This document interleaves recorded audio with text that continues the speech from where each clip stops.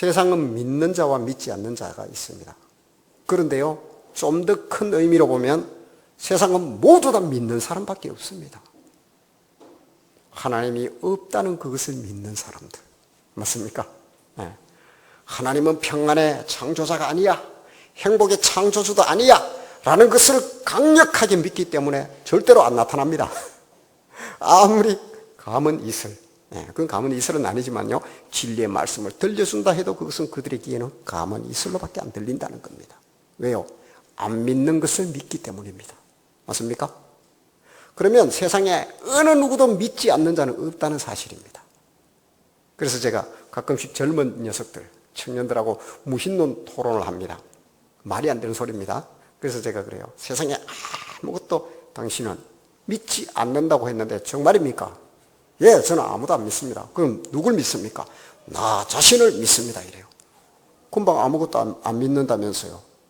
그래요, 아무것도 안. 다시 물어봅시다. 누구를 믿습니까? 예, 네, 나를 믿네요. 꼬리가 내려갑니다. 세상에 안 믿는 자는 없습니다. 그런데요, 선택이 잘못됐다는 겁니다.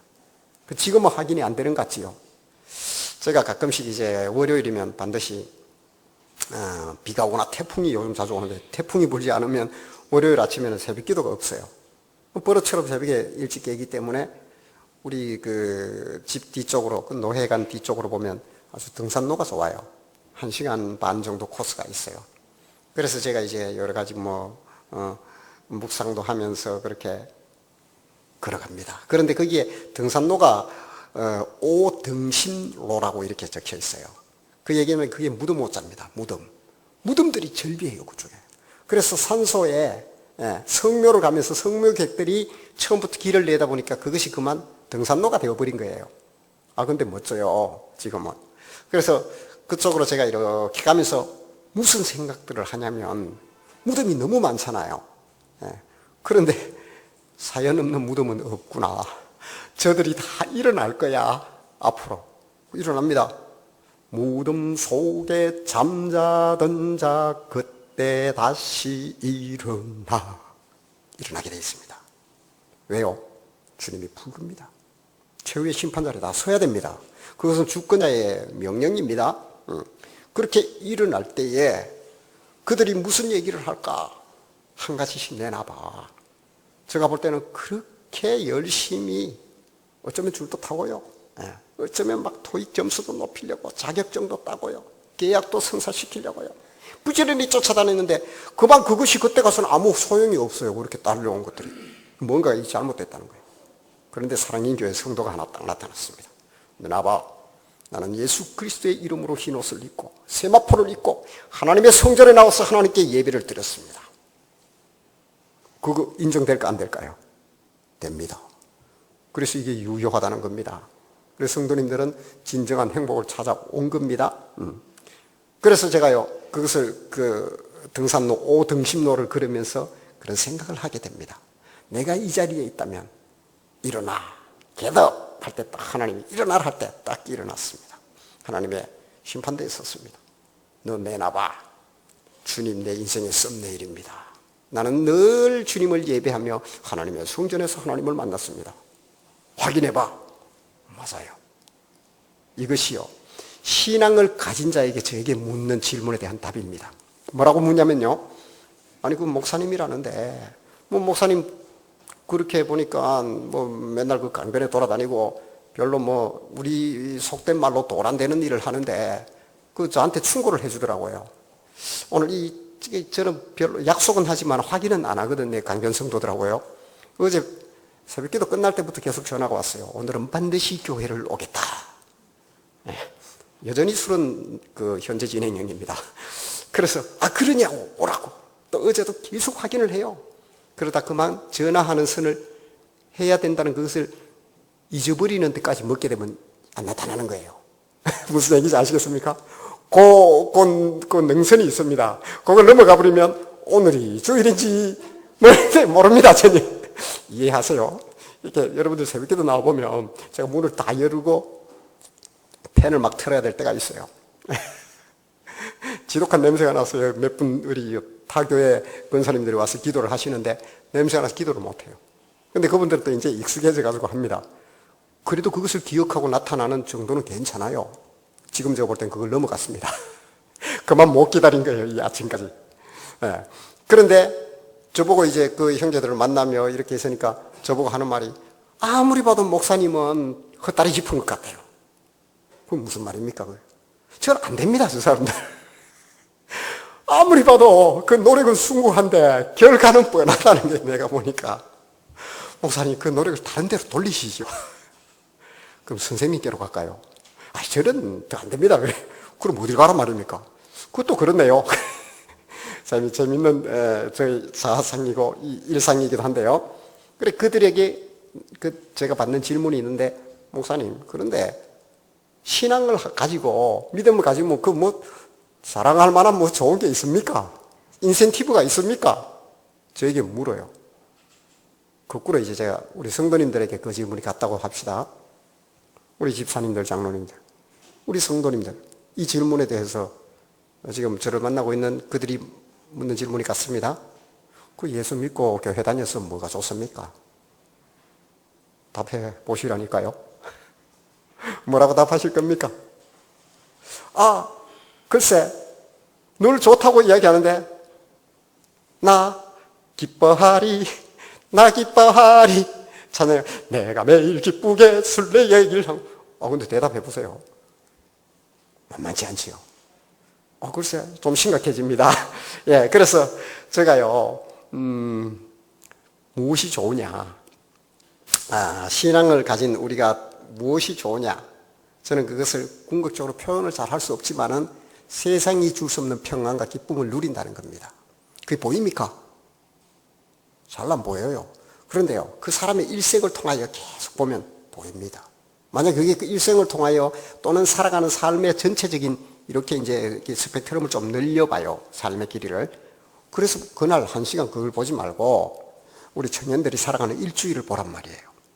이 녀석들요, 토요일 그 중요한 시간이요, 찬양에서 1시간 반씩 합니다. 아니, 글쎄, 어떤 가치가 있길래 저럴까?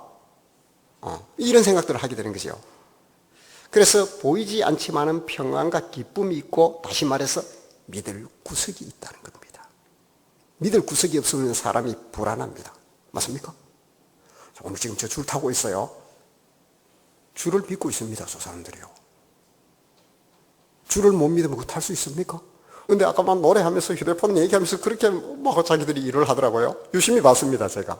평안해, 제가 볼 때는요. 왜요? 줄을 믿으니까요. 믿을 구석이 있는데요. 제가 우리 장인어른이 요양원에 이제 입소를 하셨어요. 들어가셨는데 그 과정에서 참 재밌는 얘기를 들었어요. 물론 우리 어르신들이 있는 분들은 다, 어머니, 아버지 계신 분들은 다 경험하셨을 겁니다. 그런데 어르신들이 되고 벌써 아마 80이 넘어가시기 시작하면 몸이 자고 일어나서도 그런다 그러잖아요. 생신지, 이게 살아있는 건지 어디가 있는 건지도 모른다 그러잖아요. 번지가 헷갈릴 상황이에요. 그런데 몸이 다 자녀들 그렇게 키우고 그렇게 하며 얼마나 힘들게 살아왔나요? 어제 그런 얘기 우리가 했습니다. 요즘 50을 넘어가면 갱년기가 심하게 오시더라고요. 저는 그것을 지금 계속 고통받고 있고요. 아마 그 선에 있는 분들이 있을 겁니다. 아유, 심각하더라고요. 근데 그때 무슨 얘기 했냐면, 우리 어머니들은 어땠을까? 하나같이 하는 말이, 야, 갱년기 이렇게 시간이 어디 있노? 먹고 살고 나가서 애 놓고 일하기 바쁜데. 그렇게 살아오느라고 몸이 다 망가져버렸어요, 그만. 어머니들이. 그렇잖아요. 보면 다 고관절 없는 분이 없어요. 우리 장모님도 막 대퇴골이 너무 약해가지고 부러져 버린 거예요. 그래서 이 장모님 안 그래도 유마티스 관절이 있어요. 거의 다 있습니다. 어른들 보면. 그게 그게 굉장히 고통스러운 질병이더라고요. 그러니까 지독한 진통제를 먹어야 되는데 그 레벨이 있더라고요. 거의 지금은 마약 성분에 가까운 걸 드십니다. 근데 의사가 하는 말이, 이렇게 먹어서 안 됩니다, 이제. 바꿔야 됩니다. 뭘 어떻게 바꿔요? 이 약 아니면 안 돼요. 그 색깔의 그 약 아니면 안 들어요. 그러니까 너무 고통스러운 거예요. 근데 강도는 너무 세니까, 신경이 마비되면 그게 아니잖아요. 우리 팔다리가 아프다고 잘라낼 수는 없잖아요. 그와 같은 고통이에요. 그래서 이거는 아니다. 그런데 의사가 하는 말이 있어요. 하는 말이 요양원에서 그 닥터들이 이제 하는 말이, 사실은요 어머니께 약을 다른 걸 드립니다. 그래요. 우리 장모님 모릅니다. 그리고 어른들 거의 다 모릅니다. 색깔을 똑같이 초콜릿 가지고 색깔을 똑같이 만들어 가지고 똑같은 크기로 만들어 준대요. 그거 먹으면 괜찮대요. 이 약 맞지요? 그거 먹으면 괜찮은 거예요. 절대로 일러주면 안 됩니다. 예. 이게 무슨 얘기일까요? 제가 지금 예수 믿게 되면, 그래 믿어서 좋은 게 뭔데요? 지금 이 일화를 제가 들려드리고 있는데요. 무슨 유비가 있나요? 믿는 겁니다. 그 알약을 믿어요. 그러니까 마약이 들어가야 고통이 사라지는 그 아픔과 고통이 그만 가짜 약이 똑같은 데 들어간데 먹고 괜찮다네요. 신기하지 않습니까? 이거는 가짜 약이에요. 신구약은 진짜 약입니다. 우리 영혼이 정말로 평안합니다. 이거는. 그래서 제가 한마디 또 해줍니다. 선생님, 저는 오등심로에 한 번씩 이렇게 등산을 일주일에 하는데요. 그때마다 제가 느끼는 게 있습니다. 야, 자리 바꿔 하면 나는 그 안에 내가 들어간다면 그래도 저는 평안하거든요. 왜요? 내 영혼을 창조하신 하나님이 있는 곳에, 나 있는 곳에 너도 있게 하리라는 그 말씀을 믿기 때문이에요. 다시 말해서 저는 죽음이 안 두려워요. 선생님, 죽음이 두렵습니까? 내 죽으면 그만이지 하는데 정말입니까? 아이고 죽겠네 그러잖아요. 그만큼 힘들고 두렵다는 겁니다. 죽음을 사람은 극복할 수가 없어요.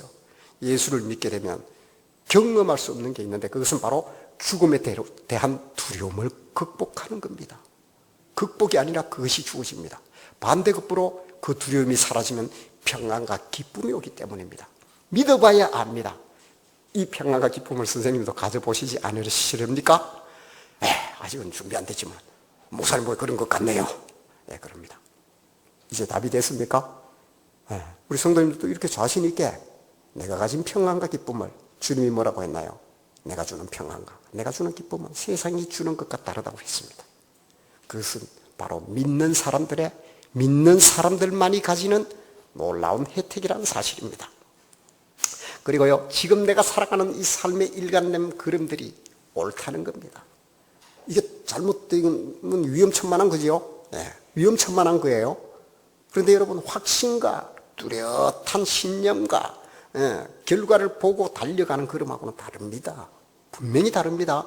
여기가 맞을까? 저기가 맞을까? 하면서 불안과 두려움 속에 생을 살아가지 않는다는 것입니다. 이사야는 그에 대해서 이렇게 이야기합니다. 이사야 40장 31절입니다. 그가 말하기를 오직 여호와를 앙망하는 자는 새 힘을 얻으리니 독수리가 날개치며 올라감 같을 것이요 다른 박질하여도 곤비하지 아니하겠고 걸어가도 피곤하지 아니하리라. 여러분, 이게요 믿는 사람들이 가지는 강력한 파워라고 이사야는 이야기합니다. 독수리 날개치며 올라간 같은, 그리고 다른 박질을 하여도 전혀 피곤하지 않는 강력한 힘의 공급, 믿는 자만이 가질 수 있다는 것을 이사야는 진즉에 이렇게 이야기하고 있습니다. 그래서요, 저는 그 샘플들을 늘 찾고 있는데요. 오늘은 지난번에 우리 신앙의 역동성이라는 그 주제에 이었습니다. 그것이 어떻게 하면 구체적으로 내 삶에 와 닿을까? 그런 생각을 하면서 오늘 말씀을 나누기를 원하는데요. 바울의 일생을 통하여 볼 때 그 신앙의 비결을 우리가 볼 수 있습니다. 바울 하면 극과 극으로 삶이 바뀐 사람이기도 한데요. 오늘 본문 1장 17절 우리 성경에 있습니다. 거기에 보면 또 나보다 먼저 사도된 자들을 만나려고 예루살렘으로 가지 아니하고 아라비아로 갔다가, 이런 말씀이 나오죠. 그것은 무슨 얘기냐면, 사도 바울이요, 이 사람이 그만 너무너무 열심히 유대교를 믿어서 선배들보다 또는 자기 동역자들보다 선생들을 뛰어넘는 열심을 가지고 신앙의 삶을 살았던 거예요. 그러다가 예수 믿는 사람들, 이 잔당들을 잡아서 다 공회에 넘기기 위하여 다메섹까지 쫓아왔어요. 다마스커스까지 쫓아오다가 그만 그 도상에서 예수님을 만나버리게 되죠. 그 후에 이 얼마나 큰 충격이겠나요? 내가 이것이 완벽하게 옳다고 그 삶을 쫓아가다가 요즘요, 예수 믿는 사람들 하면서 막 공공연 적이 되어 있는데요, 가끔씩. 그런데 그만 그게 맞아요, 그 사람들이. 어떻게 될까요?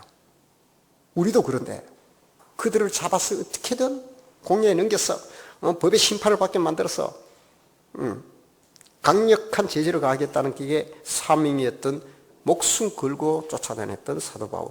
그만 그것이 역전이 되어버리니까 얼마나 큰 충격이었겠느냐는 거예요. 그래서 그는 그 충격을, 그 충격파 때문에 견디지를 못했는데, 그럼 꼼짝도 못하고 이게 도대체 무엇일까? 그렇게 돼야 될 거 아니에요? 그런데 그가 지금 갑작스러운 턴을 하게 됐습니다. 예. 예전에 우리 이근한 씨라고 아시죠? 탁 하고 치니 억하고 죽더라. 박종철 고문치사 사건 아시죠? 그 사람이요, 완벽하게 자기는 옳은 길을 걷고 있다고 생각했습니다. 다 이 사람들은, 이 녀석들은 다 이거는 막 정말 사상이 잘못된 녀석을 다 잡아 죽여야 돼요. 그래서 죽더라도 자기는 사명을 잘하고 나라와 민족을 위해서 일을 한다고 생각했는데, 그 사람이요, 제가 알기로는 10년 공소시효를 불과 며칠인가 앞두고 자수를 했습니다. 며칠만 견디면 돼요. 근데 자기가 나와서 자수를 했어요. 그 자수를 왜 했냐고 물으니까 완벽하게 내가 틀렸더라는 거예요. 10년 동안 보니까. 나는 그것이 완벽하게 옳은 줄 알았습니다. 그런데 완벽하게 내가 틀렸습니다. 이거라도 내가 무슨 죄를 받더라도 이것을 내가 다 감당하겠다. 그렇게 나온 거예요, 그 사람이요. 참 대단한 사람이에요. 예. 하여튼 어쨌거나 그런 그가 그 큰 충격을 받았단 말이에요. 그게 제가 볼 때는 바울의 같은, 바울은 그보다 더 컸을 거예요. 종교적 신념이니까요. 그런 그가 그 충격이 왔을 때는 아마 제가 볼 때는 그 충격 때문에 정상적인 생활이 불가능했을 거예요. 그래서 누구에게 의지하거나 어디 숨어 있거나 그래야 되는데, 오늘 제가 지시했던 갈라디아서 1장 17절에 보면 그가 예루살렘으로 가지 아니하고, 자기가 거기서 파송됐습니다. 그리로 돌아가지 아니하고 아라비아로 갔다 그럽니다. 여기는 나바테아 왕국이라 하기도 하고, 지금 레바논의 땅, 예? 에돔이 있고 한 그 지역요, 베트라가 있는 그 지역, 예, 그쪽을 이렇게 말하기도 하는데, 어쨌거나 광야예요. 예, 광야와 같은 그곳으로 그는 가게 됩니다. 그곳에서 3년을 있다고 옵니다. 바울의 그 일생 중에서도 아직도 잡히지 않는 그 3년은요, 학자들에게도 의문으로 남아 있습니다. 이때 지금 이 구절에요, 예루살렘으로 가지 아니하고 자기가 곧바로 아라비아로 갑니다. 아라비아로 갔는데 거기서 3년을 있게 되는데 뭘 했는지를 모릅니다. 그래서 나바테아 왕국 그들에게, 아라비아 사람들에게 복음을 전했다 하기도 하는데, 또 때로는 복음을 전한 것이 아니라 복음도 전했지만은 그가 거기에서 수도 생활을 했다. 1대1로 하나님과의 몸부림치는 광야의 삶을 살았다. 이런 어떤 공통된 주장입니다. 저도 이제 그렇다고 믿고 있는데요. 그 바울이 3년씩이나 아라비아로 간 이유가 무엇일까요? 그 앞에 절, 갈라디아서 1장 16절 한번 보십시오. 그의 아들을 이방에 전하기 위하여 그를 내 속에 나타내시기를 기뻐하셨을 때에 내가 곧 혈육과 의논하지 아니하고. 그러니까 혈육이라면 내 알고 있는 사람들, 친인척들로부터 시작해서, 또는 예루살렘에 있는, 아니면 전국에 흩어져 있는 유대인들의 지도자들, 예수님의 제자들이겠지요. 그들과 의논하지 아니하고 곧바로 광야로 갔다는 거예요. 아라비아로 갔다는 거예요. 네. 그렇게 갔다는 거, 의논하지 않았다. 무엇 때문에 그렇게 갔을까? 이것이 제가 오늘 예수 믿는 우리의 신앙의 비밀. 네, 바울이요, 한번 보십시오. 바울은요, 에너지가 안 떨어져요. 진짜 복음의 에너자이저예요. 죽을 때까지 한 번도 굴한 적이 없어요. 성령님도 못 말려요, 바울은. 여러분, 성령님도 못 말린다니까요, 바울은. 그 정도로 열정이 대단했어요.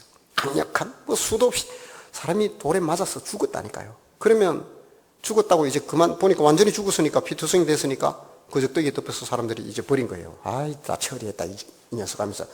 완전히 죽었으니까 확인을 하고 눈도 까보고 다 해봤겠죠. 하나님이 살려놓으니까 목숨부터 꾸역꾸역 일어나서 또 그 길로 또 갑니다. 그리고요, 수없는 매를 맞고 파선을 당하고 강도에 당하고 수도 없는 우리 같으면요, 딱 한 건만 나타나도 다시는 전도하나 봐라. 혹시 여러분들 나가서 한번 여러분에게, 요즘 그런 사람은 잘 없습니다. 침을 한번 탁 뱉어서 참 오늘 재수 없네, 예수 믿는 사람 만났다고 자기한테 그 예수 믿으라고 한마디 했다고. 또 여러분들 우리 경험만 했습니다.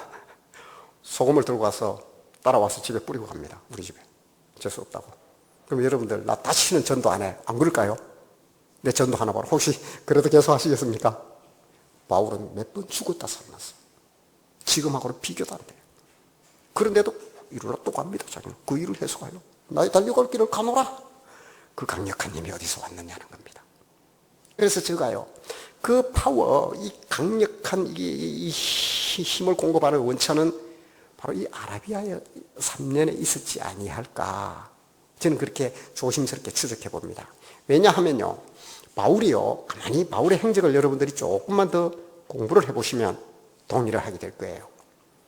다른 것들은 계속해서 풀어주는 과정이에요. 바울이 수그리스도와 십자가의 도를 전하는 과정인데 자기가 인풋 받는 과정이 안 나와요. 여러분 혹시 예배가 없이 오늘 하나님이 또 저를 통하여 하나님의 말씀 묵상하게 하고 성도님들에게 전해주는 이 강력한 성령의 스트리밍이 없이 여러분들에게 공급이 되지 않는 상태에서 신앙의 삶을 살아갈 힘이 있나요? 이거 어렵지요. 예. 이런 공급처가 있어야 되는데 바울은 그 공급처가 안 보인다니까요. 오직 그래서 저는 여기 아라비아 3년, 여기서 무슨 일이 있었을까? 이렇게 생각해 봅니다. 또 한 사람 소개합니다. 우리가 잘 알고 있는 다윗인데요. 오늘은 조금 다른 각도에서 다윗을 보기를 원합니다. 여러분들 특히 종교 지도자들 그리고 어떤 공동체의 리더들이 자기의 완벽한 잘못이 있는데 그것을 지적을 하거나 또는 그에 대해서 당신이 잘못되었다고 이렇게 도전을 하면 그에 대해서 수용을 잘 하든가요? 아니면 끝까지 합리화시키든가요? 힘이 있어요. 합리화시킬 힘이 있어요. 충분히. 대부분 합리화시켜서 지금 일어나지요. 대부분 사건들이요. 그래서 저도요, 미스테리가 있는데 제가 보니까 아무리 봐도 저거는 성경적이지 않고 하나님의 뜻이 아니에요. 그냥 보면 알지요. 그걸 굳이 따져봐야 되나요? 그런데 끝까지 합리화해서 법으로 끌고 가든 해서 만들어서 수많은 자기 세력을 동원하든 어떤 방법을 동원해서도 합리화를 시켜버리더라는 거예요. 이게 제가 본 이 참 괴리 중에 하나거든요. 하나님 말씀이 안 먹혀 들어가요. 근데요, 그분들은 하나님의 말씀을 거의 독점하는 종교로 리더들. 그래서 제가 이게 지금 아이러니예요. 어찌하여 저럴까? 완벽하게 틀렸는데 완벽하게 맞다고 완벽한 근거들을 동원해서 합리화시켜버리더라고요. 그런데요, 오늘 제가 다윗을 다시 다른 각도로 좀 보기를 원하는데 하나님이 왜 다윗을 그렇게 사랑하셨을까? 다윗을 굉장히 좋아하잖아요. 왜 그렇게 좋아하실까? 여러 가지 오늘 또 잘못을 한 거예요. 제가 소개하고자 하는 부분은. 나단 선지자의 그 질책을 받는 과정이 나오는데요. 시편 57편 6절을 먼저 보겠습니다. 그들이 내 걸음을 막으려고 거물을 준비하였으니 내 영혼이 억울하도다. 그들이 내 앞에 웅덩이를 팠으나 자기들이 그 중에 빠졌도다. 갑자기 무슨 말씀인가요? 왜 이 말씀을 인용하나요? 한번 여보십시오. 그들이 내 걸음을 막으려고 거물을 준비하였다고 합니다. 이때가 언제냐면 이 시를 쓸 때가 다윗이 아둘람 굴에 있을 때입니다. 지금 한 3,000명의 훈련된 정예 부대를 가지고 10년을 다윗을 쫓아다니는 사울이 있습니다. 도망갈 데가 더 이상 없어요. 우리가 알듯이 블레셋의 경계를 왔다 갔다 하면서 그 광야에서 베들레헴 그 남서쪽에 있는 그 광야에 아둘람이라는 석회암 동굴 속에 들어가서 그 바울이 변을 보고 이럴 때도 그 옷짝 자르고 했던 그런 사건이에요. 그런 상황에 있을 때 자기가 지었던 시인데 그때 무슨 생각을 했겠나요? 내 영혼이 억울하다. 그들이 내 앞에 웅덩이를 팠다는 거예요. 자기가 보니까 완벽하게 사울이 잘못된 거예요. 그렇죠? 다시 돌아오겠습니다. 제가 다윗을 다시 보게 된 이유가 하나님이 왜 그렇게 다윗을 좋아할까? 지금 어떤 사건이 일어났냐면 이거는 지금 다윗이 자기가 지금 행동이 변하게 된 요인을, 동기를 제가 저 말씀을 끌어온 겁니다. 지금 드리는 말씀 가만히 보십시오. 제가 그 리더들이 쉽게 바뀌더냐, 완벽하게 틀렸는데도 완벽하게 옳다고 합리화시키더라는 거예요. 안 바뀌어요. 근데 다윗은 바뀝니다. 하나님 여기에 다윗에게 좀 별을 15개를 주지 않았는가. 그러면 그렇게 바뀌는 근거가 저 말씀에 있다고 저는 보는 것이요. 자, 우리가 잘 압니다. 우리아의 그 바세바를 취하기 위해서 우리아를 아주 교묘하게 죽여버리지요. 그러자 나단 선지자가 옵니다. 당신이 잘못되었다. 부자가 소와 막 살찐 양들이 막 수도 있는 그 부자가 말이야, 자기 집에 그 손님이 왔다고 대접을 하는데, 아니 가부의 암양이 딱 한 마리 있어. 얼마나 이 가부가 이 암양이 자기 전 재산이 그 좋은지 이불에 안고 같이 잔대요. 내 자녀처럼. 그 얼마나 좋겠어요. 그 한 마리 키워서 저 또 짜고 또 암놈이니까 어떻게 해요? 새끼도 받아서 하고 그 부푼 꿈에 있는데, 그만 그놈 부자가 홀락 그걸 뺏어가도, 자기 집에는 소와 양과 우양이 막 살찐 게 천진데도 그걸 홀랑 뺏어다가 자기 손님을 잡아가 대접을 해버렸대요. 그러니까 다윗이 이런 놈이 내 나라에 있단 말이야. 내가 으깨버릴 거야. 그런 거예요. 그러니까 나단이 뭐라 그럽니다. 그것이 바로 당신이요. 다윗이요.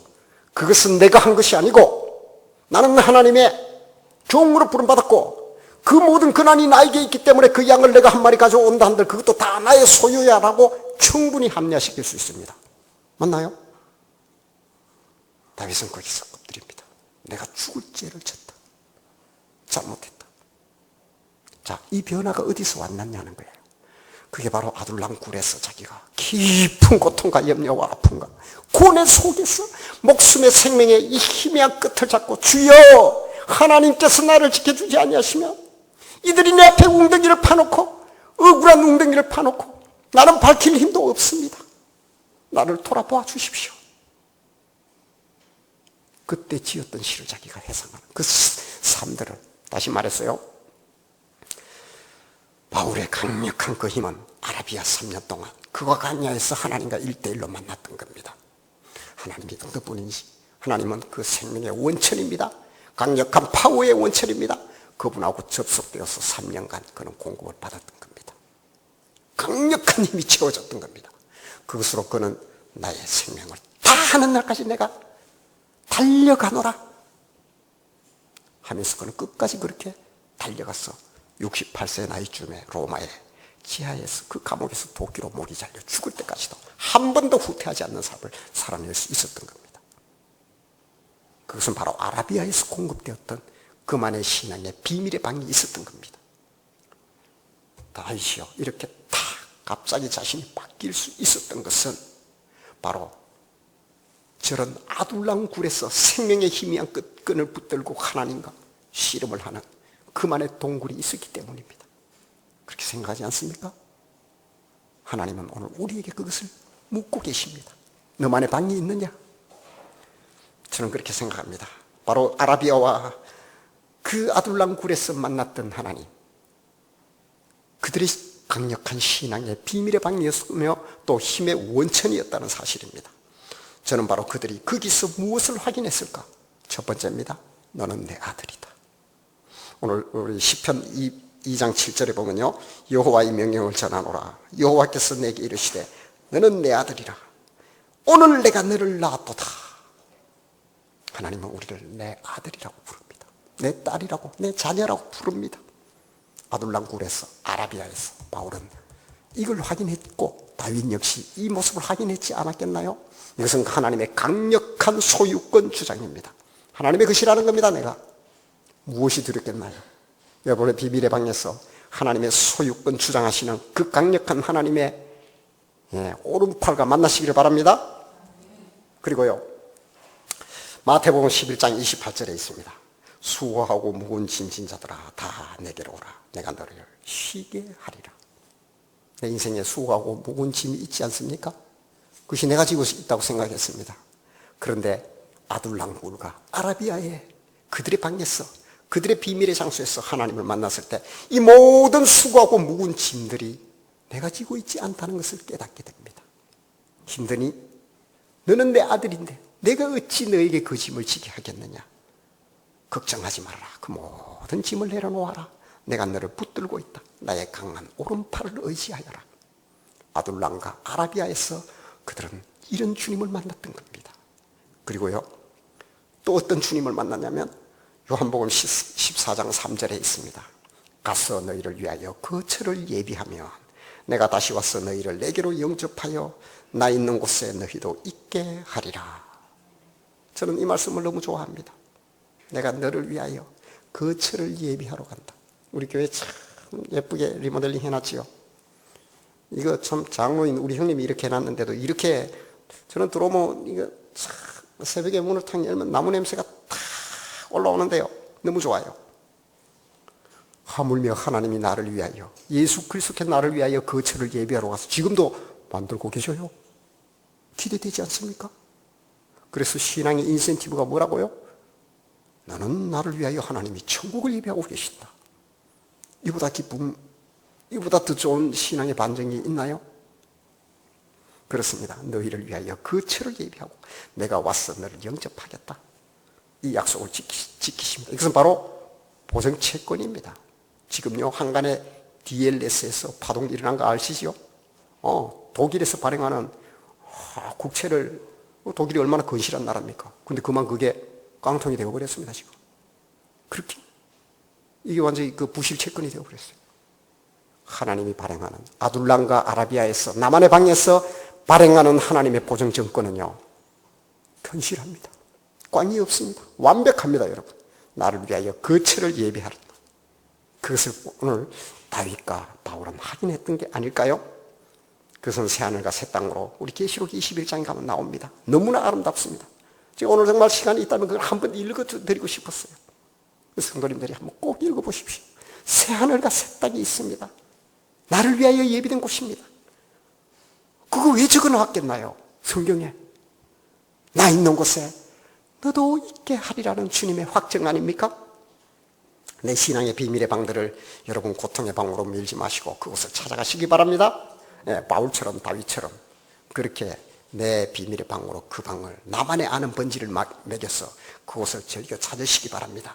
그것이 그렇게 한다면 내가 죽게 가까이 있다는 것을 확인하게 될 것이며 하나님의 소유권 주장의 강한 팔에 내가 붙들려 있다는 것도 알게 될 것입니다.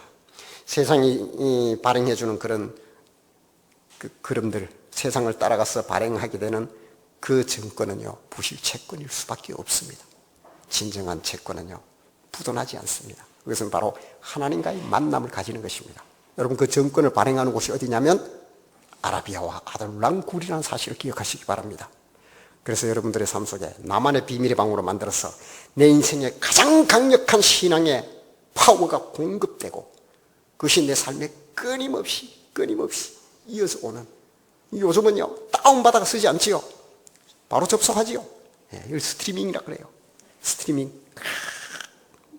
주여 부를 때 바로 그 강력한 힘이 나에게 수액을 꼽아서 우리가 영양제를 맞듯이 하나님의 강력한 힘이 나에게 공급됩니다. 그것이 어디냐면 나의 아라비아와 아둘람이라는 사실을 기억하시기 바랍니다. 그곳에 주님이 계십니다. 그래서 주님과 빈번히 만나는 나만의 비밀의 방, 아름답게 꾸며가시는 성도님들이 되시기를 주님의 이름으로 축복합니다.